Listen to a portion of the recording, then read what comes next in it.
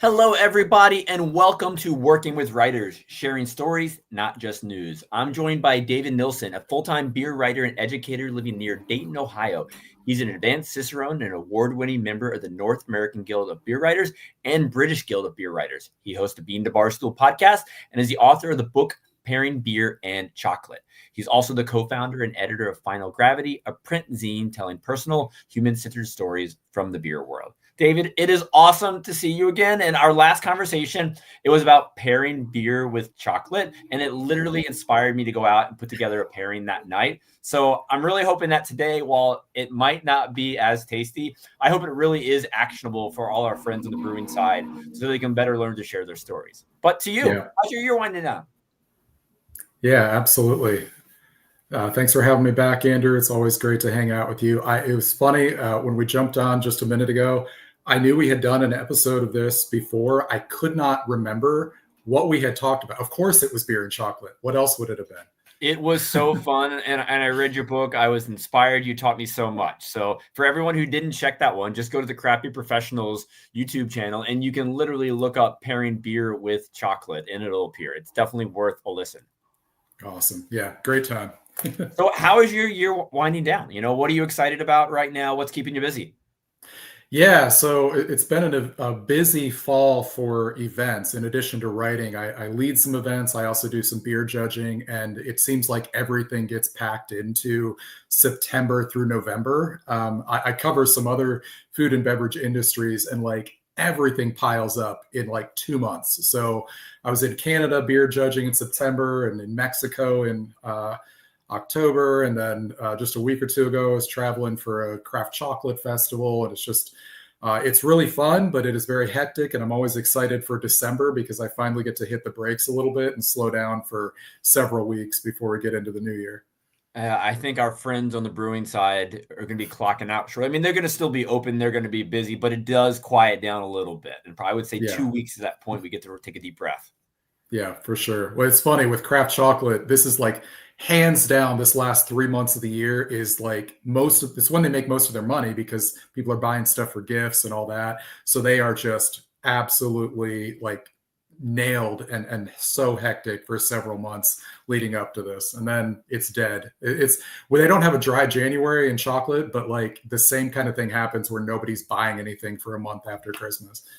So it's not like an official month where we tell ourselves we're not going to eat chocolate. There is no such month. And then you get Valentine's Day and people are buying chocolate again. So, So I guess while we are talking chocolate and it is the holiday season, do you have that one affordable, awesome chocolate that you would recommend people give as a gift right now? Yeah, that's tough. Affordable is the tricky word there because one of the big things with craft chocolate is making sure that we're paying farmers and farm laborers enough to make a living wage. And so there is sometimes sticker shock with craft chocolate relative to what people are used to buying at the stores. But I tell you what, one craft chocolate maker that I have been really excited about recently is Embers Chocolate out of Arizona. Cool thing about craft chocolate, no alcohol, so you can order it wherever. So wherever a craft chocolate maker is located, they can ship. But they're in Arizona. Their head chocolate maker, Tandy Peterson, loves spirits, so makes tons of different bars using craft spirits like mezcal and scotch and bourbon, and infuses them in really innovative ways. And the flavor expressions coming out of it are just amazing. So if you want to get chocolate for somebody who likes beverage alcohol, check out Embers. They're doing really cool stuff. And their website looks amazing. We've linked to it in the comments, and I might have to order a bar myself. But, as you talk about the chocolate, I mean, just the words you used made me want to dive deeper, learn more. And I know we're going to do a little bit of that today in the beer space. But why is this topic we're about to dive into important to you? Why are we talking about working with writers and how to share stories and not just the news? Yeah, absolutely. Well, I think there's two big sides of this, and they're interrelated. One is purely selfish. As a writer and an editor, the better breweries are at being able to share this information to those of us in beer media, the easier my job is, and the more access I have to good stories and the more ability I have to then turn around and share those stories. But one thing that I see covering craft food and beverage, and this isn't unique to beer, this is across other segments as well, is that I think a lot of small producers, and small obviously has some quotes around it. There's relative measurements for that, but small makers don't necessarily have an active media relations strategy. They have a marketing plan, but depending on the size of the company, the person who's in charge of marketing might not be doing this as a full-time job. They might not have gone to school for marketing. So it's getting added into other work that they're doing. And it's probably not their favorite part of their job. They know they need to do it, but it's not the thing that they're passionate about. So they do social media.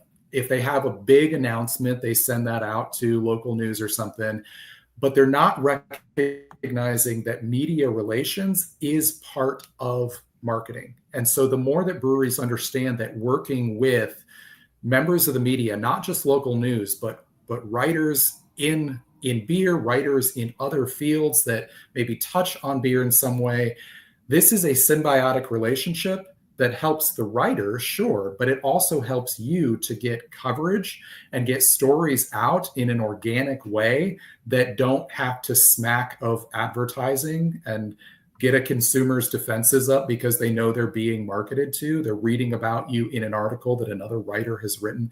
So the more that breweries can understand the importance of that kind of thing, it helps me and it helps other writers. It also helps breweries be able to share their stories and not be dependent upon a whole bunch of people seeing an Instagram post or seeing a Facebook event or something like that. So I think it helps both me and the breweries and in a symbiotic relationship there if breweries can do this in a better way. And I think breweries are understanding the importance of storytelling, whether it's across the bar to their guests, teaching them about the beers in a flight, teaching them about their mission, telling their story. They're realizing that if they can build these deeper connections with their audience, they're going to see the benefits of it. But, as we talk about building a relationship with the media, why do breweries need to be proactive in doing this? Yeah, for sure. Well, I mean, part of it is that this is a very, very crowded ecosystem. There are, depending on what number you want to trust, 8,000, 10,000 breweries out there. And then, of course, all the other beverage alcohol producers outside of beer.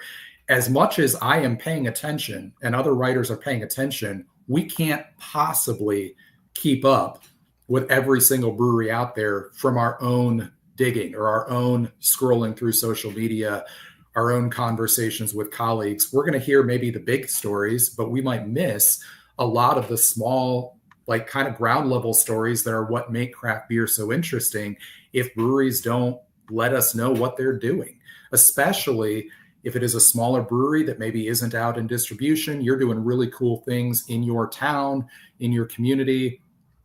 I have no awareness of that if that isn't brought to my attention. So making sure that you are doing the work proactively to get that information into the hands of people who can then tell those stories for you is really important.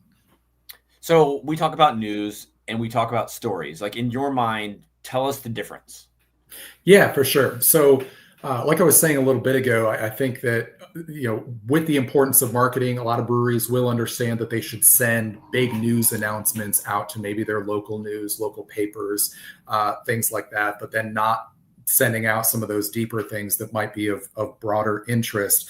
I was at this craft chocolate festival that I mentioned a couple weeks back and was giving a short talk similar to what we're doing here, talking about the importance of media. And the thing with craft chocolate as a younger industry that hasn't been around as long as craft beer is a lot of these companies have no media relation strategy at all. They're not doing anything proactively. They're marketing directly to consumers exclusively. In beer, what I see is that a lot of companies have half of a media relation strategy. They understand sending out press releases on big announcements for new things they're doing. They aren't, however, doing what we're kind of primarily focus on in this conversation, which is recognizing and then sharing those deeper stories that make them interesting and potentially get them new customers. So looking at the difference between news and stories and kind of these two different halves of media relations. And understand these are terms I'm using. These are not, hard line industry terms between these, and there's going to sometimes be some overlap. But news is stuff that is directly actionable. It is something new that your brewery is doing that you want consumers to have a specific reaction and response to. There's a call to action involved in it. So you've got a new product or new product line coming out, and you want people to know about it so they can buy it. You've got a new location you're opening, so you want people to come and visit that. You've got, depending on the size of your brewery or kind of your own situation, maybe if you've got an interesting new hire, you've got a new brewmaster, a new CEO, you've got a big event coming up and you want people to attend it. So those news stories are things where you're doing a new thing. You want people to directly be able to respond and in some way benefit you based on that news. So that's what we're looking at with news things that you're sending out. This has a short return on investment, a direct call to action. The stories that I'm talking about are things that are not necessarily directly actionable, but they lead to buy-in and they make your company interesting and lead to people wanting to know more about your brewery, wanting to check out your beer, wanting to visit you. It may not be in response to a direct call to action where now they're going to purchase this product or come to this event or something like that, but they get people's attention and they help people pay attention to what you're doing and they want to learn more.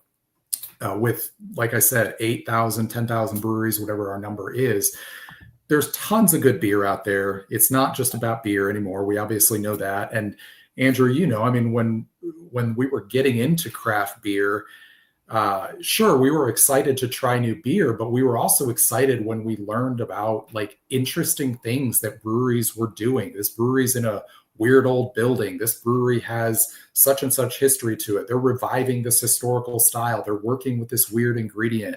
All these different things that wasn't leading us to necessarily purchase one specific product, but we cared. Now we knew that brewery's name. Now we had it on a list to eventually maybe visit, to check out if they're local. If we see their labels now on a shelf, we want to buy it because we had something that hooked us mentally when we were first finding out about that brewery. So with stories like this, we're looking at a much longer return on investment and something that is not going to be as directly trackable, but is going to lead to buy-in and interest.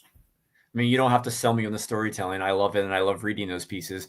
Would you say there was a point in time where you feel like storytelling became more important for our industry versus just, hey, new beer release, come to our event, opening a new location? When does storytelling become, this is the way you need to go?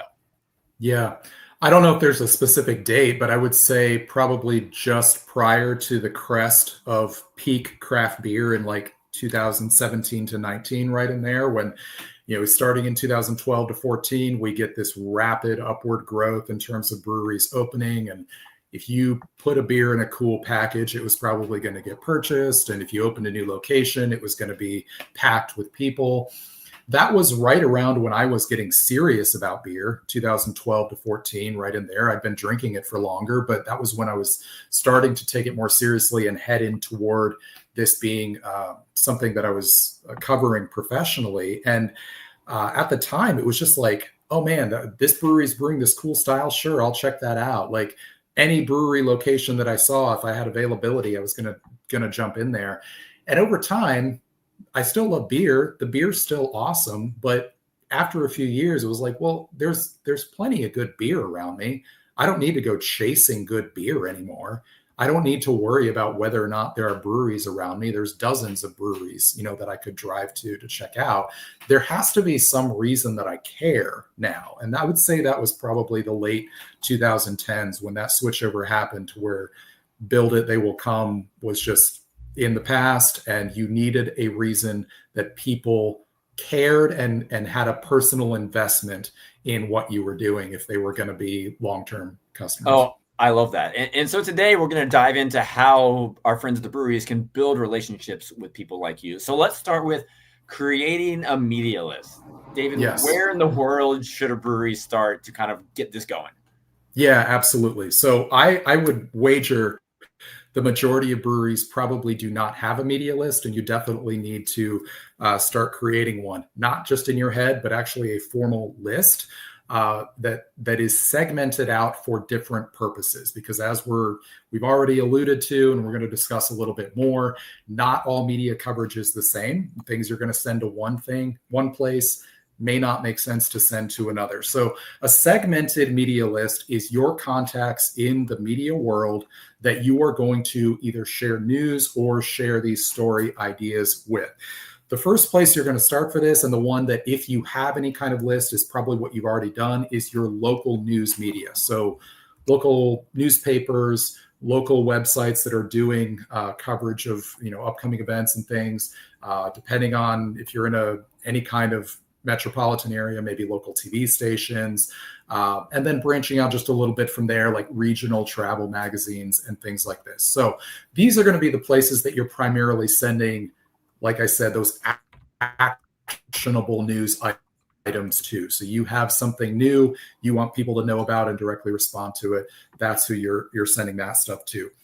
Looking more at what I primarily cover, I am a food and beverage writer, mostly focused on craft beer, but I also cover other segments. And I think that's descriptive of most freelance beer writers. My colleagues, very few are able to do exclusively beer or have some kind of staff position where they're writing for one publication. We're all kind of cobbling together our freelance careers and covering different things. So that's most of us. We are going to be who you are sending a lot of those story ideas to. So you need to start creating that list. And one thing that you need to do in order to do that well is to be a consumer of beer media. You need to read stories about beer, see what we're writing, see what your colleagues are doing in other breweries. I know talking to people who start breweries, like, they don't get to drink anybody else's beer anymore because they're just working in their own breweries all the time. Like, you might not know what everybody else is doing. Consume those stories. And then when you like an article, reach out and let us know. We love to know that somebody is reading that. And it is an incredibly easy way to make contact with a writer who you now know does work that you enjoy, that if they were to cover you, you would probably like how they did that.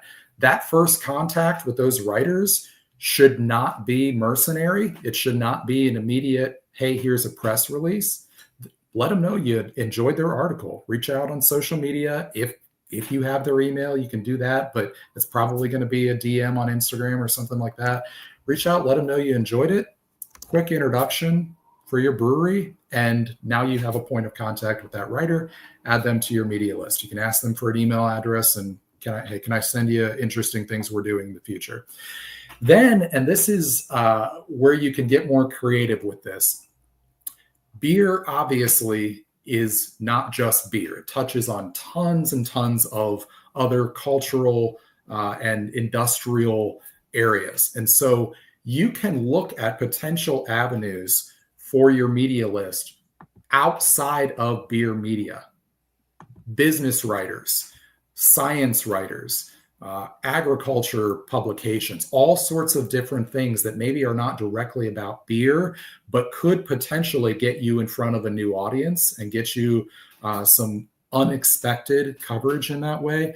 So you're going to build out this segmented list, starting locally, then going out to beer media, and then more broadly into journalism in general, and start creating that segmented list that is then going to be able to be used in different ways, as we'll discuss. So for the average brewer, I mean, they come in all shapes and sizes. So I don't think average is probably the right way to put it, but you recommend starting locally. At what point should they decide, maybe I should reach out to the beer journalist, to the broader national writers? Like, when should they make that decision? What kind of goals should they have in mind? I don't think that's a time threshold. I think you should probably do those concurrently. I think you can make your media list locally most easily, and probably is the one that you, if you're doing anything, you already have. So I would start locally just because that's going to be the easiest thing to start interacting with. But I don't think you need to wait for some kind of time period to start reaching out, because, and I think this is critical, small producers in beer and the other industries that I cover often, I think, underestimate how interesting some of their stories might be to a potential audience. And especially when they compare themselves to larger companies, assume they're not going to get coverage. There is no or very little relationship between the size of your brewery and the potential significance of your story.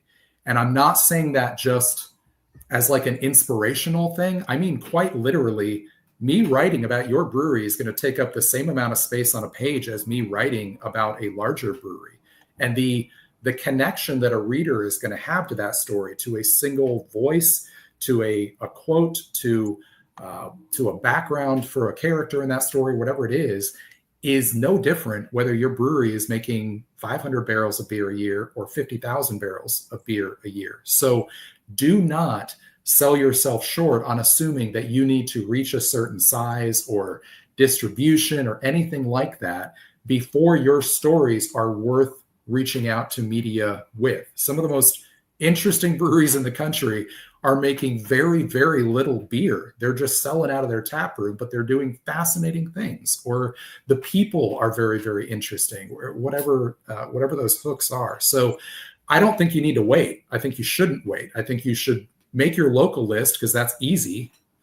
But you should also be reaching out to beer media and believe in those stories that you have to tell.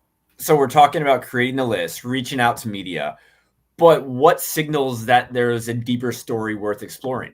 Yeah. So this is the second thing you need to do, or you can do concurrently to making your media list, is start brainstorming a list of your stories that you have in-house. Because one thing that I see, again, a lot of food and beverage producers, not just unique to beer, a lot of them failing to recognize is how many stories they actually have in-house. When you are working in a space day in and day out, the things that are happening around you are just part of your environment. And you can forget that's actually really cool. Or this person is actually doing something really unique, or, you know, whatever those different things are. And they're just there. They're just things that you're around all the time. And I think a lot of breweries fail to recognize how many things you are doing that could potentially be of interest to a writer, and by extension could be of potential interest to an audience. Because as writers, we are basically just very curious customers. We are going to be interested by the same things that are going to interest your customers. We're just a little bit more proactive in searching out those stories. So you need to make a list of what those potential things are. And that can start with bigger things like your mission, you know, your philosophy behind what you're doing. But that can also extend to a lot of things that might seem kind of innocuous to you. Your building. Is there an interesting story to your building? The ingredient providers that you're working with. This obviously needs to come with the permission of the people involved, but do some of your employees have interesting stories of things that they're involved with? Is one of them working with a nonprofit at the same time? Is one of them doing roller derby on the side? Like things that like you might just, they're just the people around you, the stuff around you. Start brainstorming a list of all those things. Don't do this with any kind of pressure that everything on this list is necessarily going to go out to the media. Do this just as a literal just brainstorm of like, here's all the potential things that if I heard about these from some other company, it would make me take a minute to stop and read that sentence and like pay attention to what's going on there. Something that makes you take notice that is different from everybody else. I know we're going to talk. Oh, I'm sorry. Go ahead. I know we're going to talk a little bit later on about some like pitfalls to avoid, but some of the things that I see on like brewery websites that the brewery has decided to let people know about are fairly banal and are not stories. So the fact that you started out as a home brewer is not a story. That's every other brewery. The fact that you are invested in your community, great. That's literally every other brewery. We make really good beer, David. Everybody should know, right? Yeah, you make beer that you want to drink. I get it. You want it to be a local gathering place. You're literally describing a hospitality business. You make your own spin on classic styles. I am closing that email if you send me that in an email. Like, those are not stories. Those are literally a description of craft beer. the things that are stories are things that could not be said about most of the other breweries around you or most of the other breweries out there. Doesn't mean none of them, but are actually unique to you. So make a long list of those stories, and then we'll talk about how to get those out to folks. One way I like to think about it is very similar to what you just said. You know, I'll often ask breweries or tap rooms, the managers, owners to describe their spot in, 5 to 10 words. And often they'll say, oh, we're a welcoming place with great beer. Just like you said, well, who doesn't want to be that? But on the flip side, like, what can you say to me, almost like an elevator pitch, that's going to give me a sense of urgency to want to support your brand? Because there's 8 to 10,000. That's the number we're using today. What can we do to get people so excited from reading that story, from having that conversation, that they need to go to your spot? Yeah.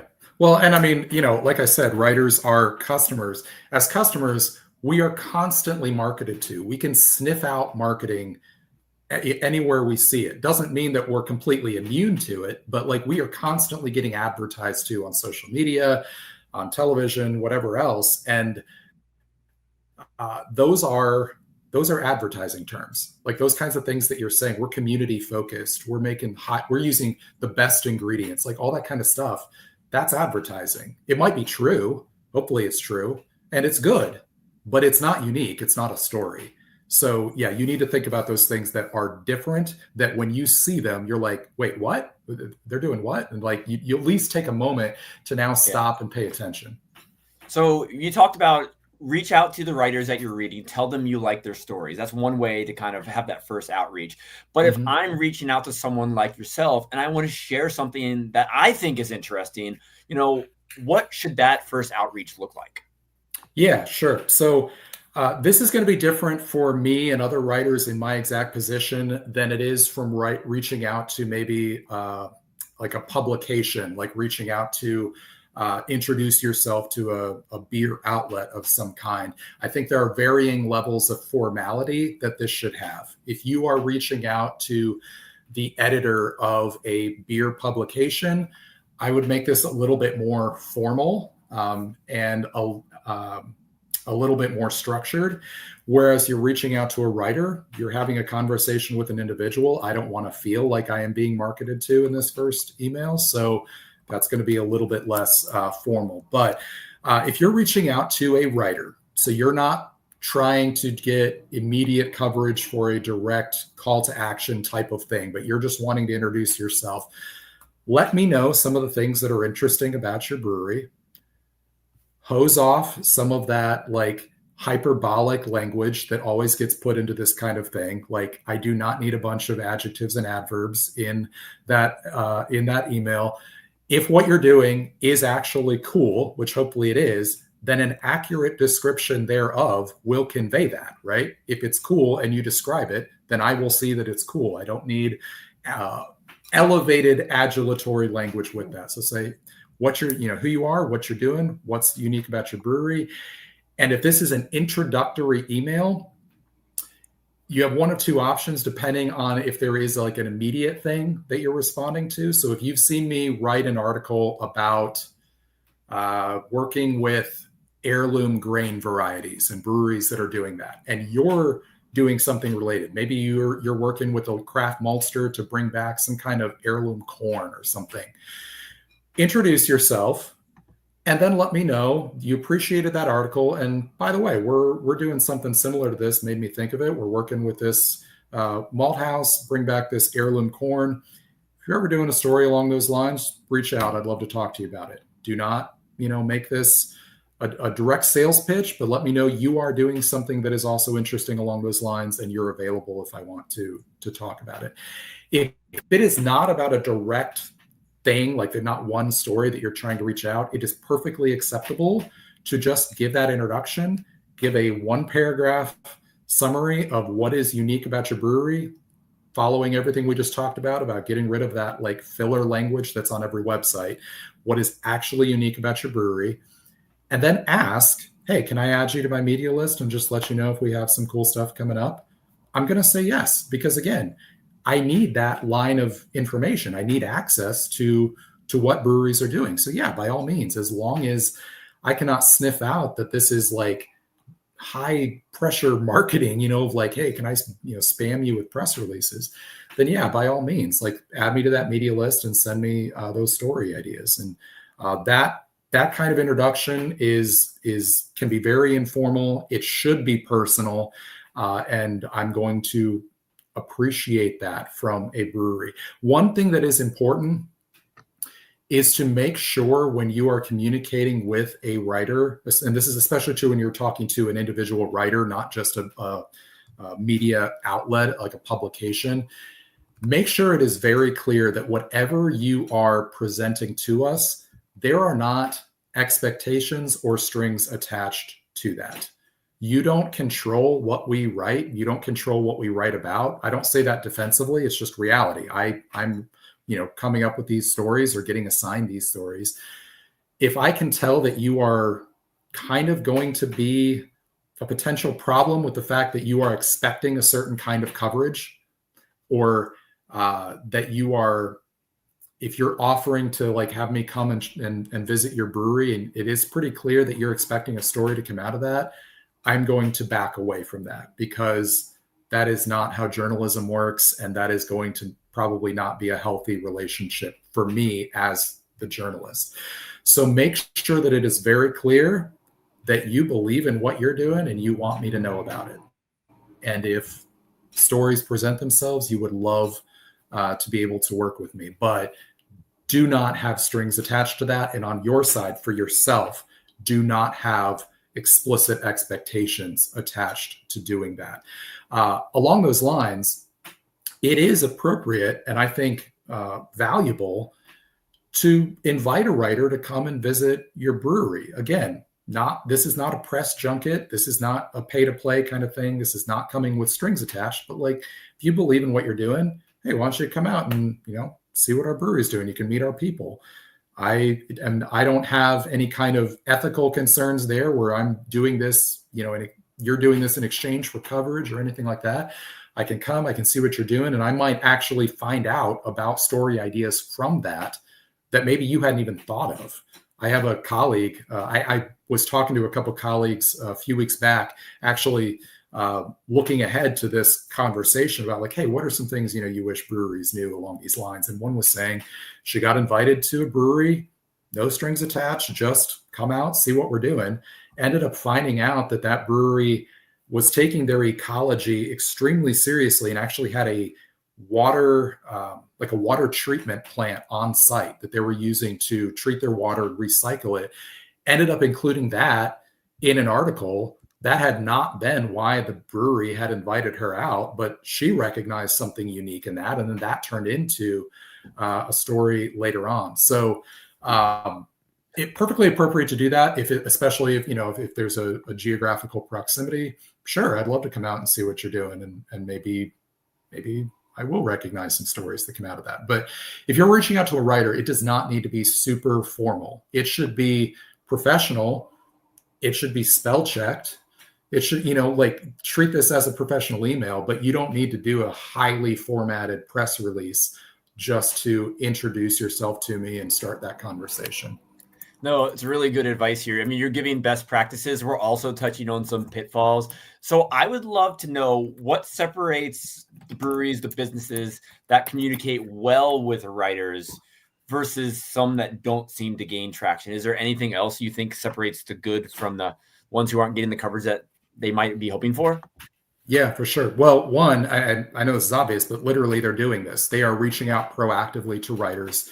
That is not done just in form of press release, but you have actually seen that I am a writer. You have appreciated my writing, and you're going to email me to let me know about something you've got going on. So that's definitely one.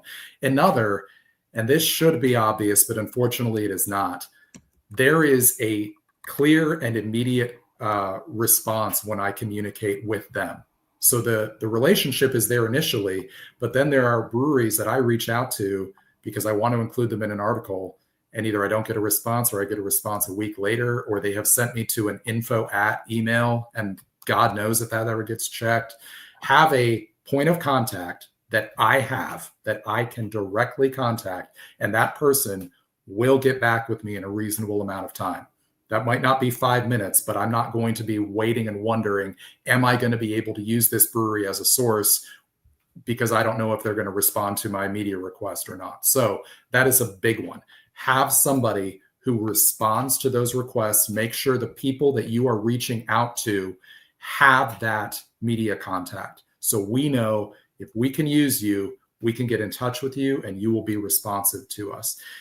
And then after the fact, let's say we have written about you in an article.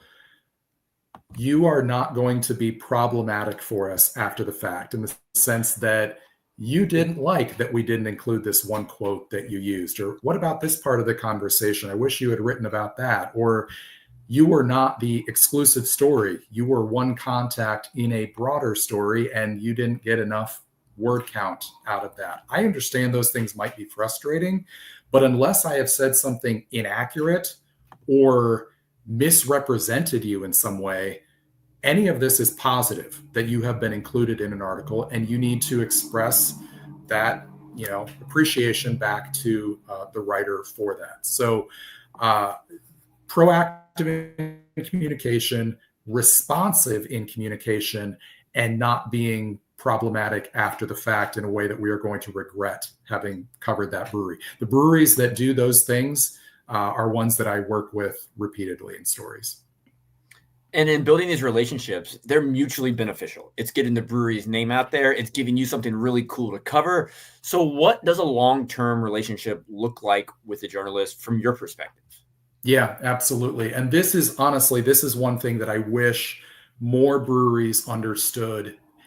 I can't speak for every single journalist, but I feel like this is probably true for most of us. I wish more breweries felt freedom to send informal emails with just honestly multiple things that they've got going on, so that I can look at that and say, yes, I have this story coming up. I can use that and be able to work with that. Because I think what a lot of breweries do, we've had a lot of presentations at conferences recently, and I feel like a lot of guild conferences, CBC, there's always something about media, working with media, and it's almost primarily exclusively focused on press releases for news or crisis management, like media relations, like something has happened and now how do you respond to the media and all that kind of thing.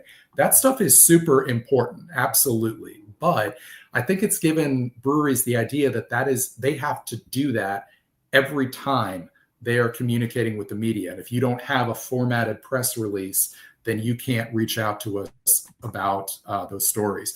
Once you have a relationship with a writer, if you have a relationship with me, by all means, send me emails periodically that just have, say, hey, David, here's some things that are going on that you might be interested in. If you can use any of these in a story, reach out to me and we'd love to talk. And then a bullet point of half a dozen things that you have going on, whether those are immediate, timely things, or just, we started working with this nonprofit as an ongoing partner. We started working with this local hop farm and we're going to be getting a certain percentage of our hops from them. One of our employees started doing such and such, and it's kind of an interesting thing that they've got going on. Here's the thing to understand. Your hit rate on sending things out to media, in terms of how many members of the media actually respond to that, and your hit rate when you send things on an ongoing basis to one member of the media, both of those hit rates are going to be low. We have a lot of things we're covering. I can't write about most of the things even the breweries I like are doing. That is okay. That doesn't mean that we aren't paying attention. And a lot of times when a brewery sends me stuff, I might not be able to use it immediately. But if it isn't something that has a timestamp on it, I might be able to use that down the road. And so if I'm writing an article, here's an example. I keep lists of not just story ideas, but I will start fleshing out story ideas over time. And then eventually, hopefully they get to a point where, yes, this is ready to be pitched and I can reach out to these contacts and write this story. So I'm accumulating things for different stories over time. And one that I was looking at recently was breweries that are doing some kind of stargazing or astronomy related events. There are some breweries that there's a brewery that works with a nonprofit that does is trying to set up like dark sky reserves, places where there isn't light pollution so people can do stargazing. There's a brewery in the desert Southwest that I think they're called Dark Sky Brewing that does like ongoing stargazing. There are breweries that bring in like astronomers from local universities to give science talks. I had this idea like a year or two ago, started jotting down places that are doing that. So as I see a brewery that has some connection to this, I add them to that list. And probably sometime soon, I will look at putting together a pitch for a publication using those. If you send me something in an email that has a list of lots of cool things you've got going on, I might go through that list and say, can't use that, can't use that. That's interesting. Let me hold on to that for this story that I'm looking at down the road. Can't use that. That I can probably use soon. And then I can reach out to you when the time is right and include you in that story. That thing might not be big enough for an exclusive article about your brewery. And that might have held a brewery back from sharing it because it's not big enough to be a story on its own. But most of the articles that I write are not single brewery profiles. They're articles about the industry or about trends or about cool things that we're seeing. And they have 5 or 6 sources in them. So any kind of unique thing like that can still get you into an article, even if it's not enough on its own. So send an informal email to the writers that you have a relationship with that just as you come up with those ideas, as you recognize things in your brewery, include those 1-sentence description, understood that I am going to have to reach out to you if I'm going to use that. You don't have to include everything that you'd include in a press release for local news where they're going to take that press release as the article or as the thing that they're going to share on air. Just send a one sentence, 2-sentence description of each of these, and then I can reach out and respond with the ones that are going to work for a story for me potentially. No, that's so interesting there. So one thing I want to talk about before we wind down, because I definitely want to hear some more pitfalls. But the one thing I'd like to hear from your perspective, like David, like what are some trending topics right now you're seeing from your perspective more coverage in? Like what are writers gravitating towards? Any certain themes or advice for things that people like yourself may find interesting? Yeah, for sure. Well, as writers, I mean, largely we are dependent upon what consumers are trending around and what is driving the industry. So a lot of the stories that we are looking at are the kinds of things that you're probably cognizant of as industry trends. So looking beyond beer, other things that breweries are starting to produce beyond just beer. So other beverage, whether or not those are hybrids with beer or wholly new beverages, non-alcoholic stuff, working with younger audiences. So how are breweries bringing in Gen Z? The focus on needing to do events and not just being 4 walls and picnic tables, but like how do you actually make your space something that people are visiting? So like honestly, something like the astronomy thing that I've been toying around with kind of fits into that. More business related stuff. So as we're seeing not just challenges within craft beer uniquely, I'm getting sick of the word headwinds, as I'm sure everybody else is, but like the things that we've been seeing the last few years as the industry has matured and dealing with COVID and all that, but also very, very timely stuff with tariffs and ingredient costs and things like that. Anything that you are aware of as a trend in craft beer is probably something that writers are paying attention to, because that is what editors are looking for. That's what readers are paying attention to. So those are all things that we're definitely seeing. Awesome. Good tips there. So as we do wind down, and you've given so much great, strategies breweries can implement literally as soon as we get off this call, what are some other pitfalls you see happen? Give us a few no-nos that you hope they do not do after listening to us talk today. Well, honestly, and I'm not saying this just to be cute, but doing nothing, because most breweries are doing nothing along these lines. They are at best sending out press releases to local news, which is important. I'm not downplaying that, but most of them are not maintaining relationships with beer media that can have a symbiotic relationship with them. So doing nothing is a major pitfall. Related to that, giving up because you're not getting the kind of response and hit rate that you would expect. You might send out 20 of these emails to different writers and one of them responds. Or you might send me multiple emails over a space of months and I pick one of those up for a story. That's actually pretty good rate, right? Like that's coverage you're getting. You're not going to get an immediate thing to every single one of these. So giving up because you're not seeing as much immediate coverage as you expected. As I mentioned earlier, being problematic after the fact, so getting annoyed because you didn't have enough coverage in an article as you expected, because I didn't reach out for a full interview and included you in a smaller part of a story, something like that. For yourself, and this goes back to giving up, but for yourself, having too high of expectations, or having specific expectations of what a story is going to be, you are working with an outside entity. I am not doing native content for you. I am writing an article. And so having specific expectations that I'm going to write the article you would have written about yourself can be something that bogs you down. When it comes to follow-ups, so you send out an email to a bunch of different writers or to one specific writer. When is it time to follow up?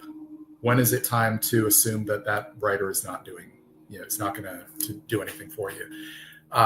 One thing that I get very annoyed with very quickly from PR companies who are sending stuff out is the breathless follow-up. David, I don't know if you saw the email that I sent 3 days ago, and then you repeat the entire email that you sent. I saw it. I need to write to make a living. So if your story is something I want to write about, I will reach out to you. I saw your email. Now, if you have if you're going to follow up with a specific writer, make sure that is a personal follow-up that says something like, hey, David, I know I emailed you last week about such and such. One other thing I thought of, or it occurred to me that because you're covering this is why this might be. Like, make sure that follow-up is not a spammed, like, hey, like tugging on somebody's shirt sleeve. Like, this is you recognize you're writing to a person and you're following up to point out to them maybe something else that can get their attention. So if you're gonna follow up, do that. I think one pitfall is just that, like, breathless PR follow-up that's like that we've all gotten, because I know breweries are getting these from places that are advertising to them too, like that are trying to get them to buy whatever it is for their company. How annoying those kind of follow-ups are. I understand that you want to make sure you're getting our attention. We're seeing your emails. We have to write to make a living. So we're not just ignoring things that we could use. So keep that in mind. Those banned phrases that Andrew and I were talking about earlier. So things that are just wasting space and limited attention that somebody has when we're going through our inbox. You used to be a home brewer. You're putting your own spin on classic styles. You're a community gathering place. Great. I hope those things are true, but don't bother including them. They aren't stories. They are wasting the writer's attention. Similarly related, PR hyperbole. So telling me that you're making the greatest lagers in the world, telling me that we have the best fans in craft beer. I'm glad you believe in your fans and that you're grateful for your local fans, but everybody has the best fans in craft beer. Like, remove that kind of stuff that smacks too hard of marketing. Believe in the stories that you're sharing. So if the story is interesting, then an accurate description of it will be interesting.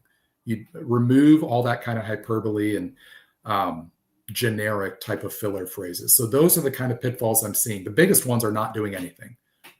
Do the things we're talking about here. Once you're doing them, remember, you need to be working with individuals. You need to be letting us know that you are interested in the work we're doing and communicate as though you're communicating with an individual rather than sending out that kind of PR speak that we can all sniff out because we're getting 20 of those emails a day.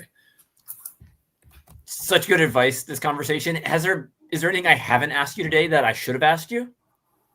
Oh boy. I don't think so. Honestly, I hope nothing in here sounds scary. I like working with breweries. That's why I'm writing about beer. My colleagues are doing this because we find what you're doing interesting. So with some of the things I'm saying, like don't do this, some of these pitfalls, don't don't be scared to contact us. Just contact us as individuals, share the interesting things you're doing, because you have interesting things that make your brewery unique. Think about what those are.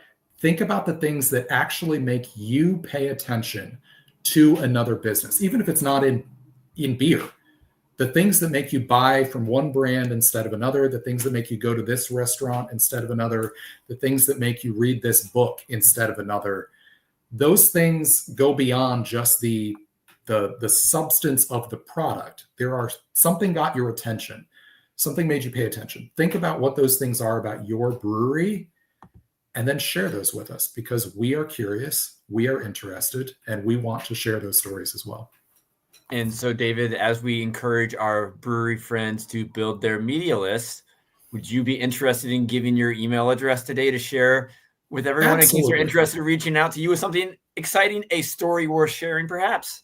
Yeah, absolutely. So my email is, you see my name there on screen. It is davidnilsonbeer@gmail.com. Absolutely. Add me to your media list. Reach out if you are listening to this conversation. Reference this, reach out, say, if you appreciated it, and kind of use this as practice, as a way to interact with media. I am not scary. I would love to get to know you. And just as craft beer is very collaborative, so breweries are doing collaborations together, and there's this rising tide lifts all ships philosophy. The beer writing industry is pretty small, and we are a very mutually supportive group. So if you send me something that I can't use, but I know that one of my colleagues covers this specific thing, I can absolutely reach out to that colleague and say, hey, I got a brewery who is doing such and such. Seems like it's up your alley. Can I give them your contact? Like, building these relationships can create a bit of a web of communication where you can get those out, as long as you're treating those relationships with respect. So now, you're doing a lot of cool things yourself in the beer world and beyond. How can everyone follow you? Yeah, so I am David Nilsson Beer on Instagram and Blue Sky, and davidnilssonbeer.com is where you can find my events and writing and a little bit more about what I do. As Andrew mentioned at the beginning, I am also the co-editor of Final Gravity Zine, which is a print beer zine, like an old school staple bound zine. Our focus, appropriate to the theme of this conversation, our focus is on very personal, human-centered stories from the beer world that might not necessarily get covered in more like business-focused publications that are looking at trends. We are looking at the people in beer that are doing interesting things that touch on beer, but maybe not be exclusively about that. So that we want to be a home for that kind of story. So I also do Bean to Barstool. You can go to beantobarstool.com and purchase issues of Final Gravity if that sounds of interest to you. But yeah, kind of freelancing, we cobble together careers from a whole bunch of different things. So I've got all these different little pieces that are scattered around. Well, awesome, David. It's been wonderful having a conversation with you. I look forward to hopefully sharing pints in 2026. We've got some exciting things we chatted about prior. I will send you all the details. But everybody, thanks for listening today. Good luck doing this, and we'll see you soon. Cheers. Cheers. Thanks for watching. If you enjoyed this session, we'd love to see you in real life. We host in-person workshops across the country for craft beer professionals just like you, that are held in some of the most exciting beer destinations around. These immersive events are designed to help you grow and connect with others.